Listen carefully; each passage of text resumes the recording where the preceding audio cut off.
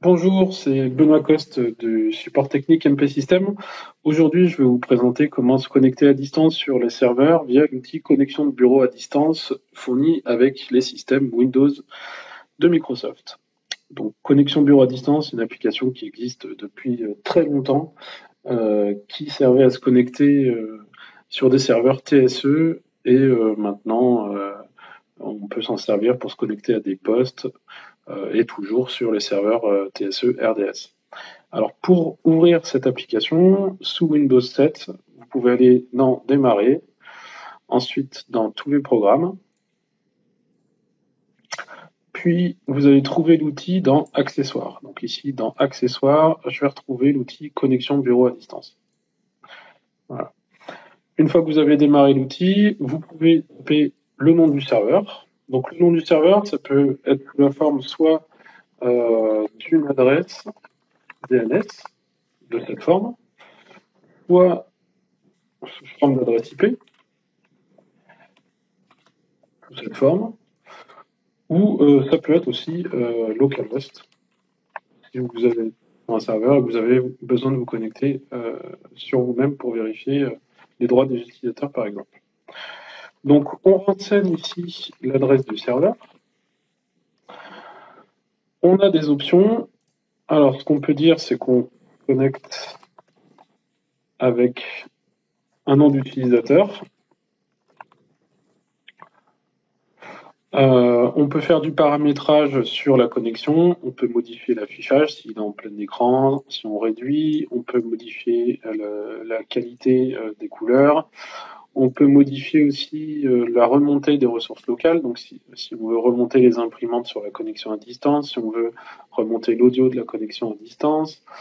On peut aussi choisir de démarrer un programme quand on se connecte sur le serveur. On peut choisir les performances de la connexion à distance.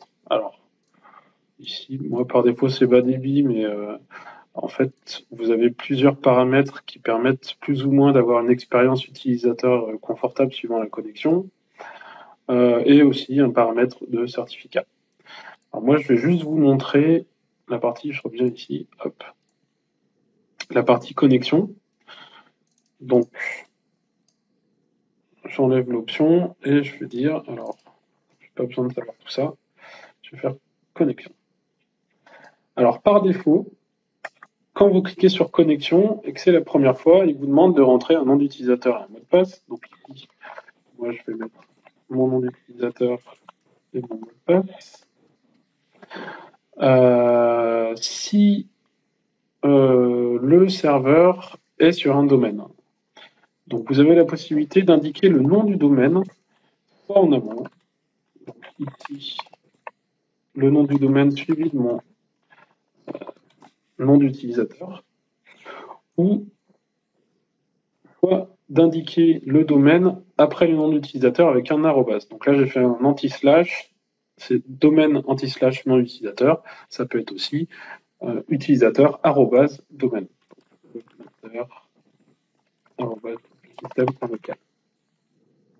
Voilà, vous pouvez mémoriser les informations de telle sorte que quand vous vous reconnecterez sur ce serveur, sur cette adresse serveur, il utilisera ce nom d'utilisateur et ce mot de passe.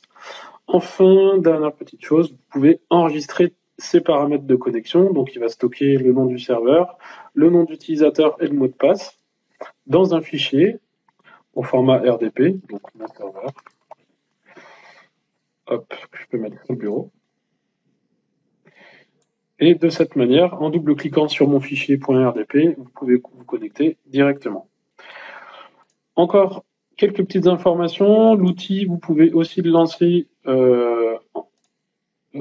avec exécuter. Donc, exécuter, vous pouvez le faire avec Windows R. Et vous pouvez taper MSTFC. C'est le raccourci de l'application de connexion bureau à distance. Voilà, je vous remercie pour cette vidéo. J'espère que ça vous aura été utile. Et bonne journée à tous.